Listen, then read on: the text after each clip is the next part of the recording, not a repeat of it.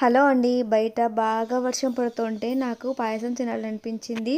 ఇంకా పాపకి డబ్బులిచ్చి నేను తెప్పించుకున్నాను. సేమియా తెప్పించుకున్నాననమాట. ఇంకా ఈయన కాఫీ అడిగితే ఇంకా పాయసంలోకి ఎలాగో పాలేయాలి కదా! సో, పాల ప్యాకెట్ కూడా తెప్పించాననమాట. ఇక్కడైతే పాయసం అయితే చేస్తున్నాను నేను. ఈ డ్రెస్ నాకు కొంచెం లూజ్ అయింది. మా ఇంట్లో మిషన్ లేదు కదా! అందుకే నేను ఇంకా కుట్టేసుకోకుండా అలాగే వేసుకున్నాను. పాయసం కొంచెం సప్పగా ఉండేసరికి ఇంకా కొంచెం అయితే నేను షుగర్ అయితే యాడ్ చేశాననమాట.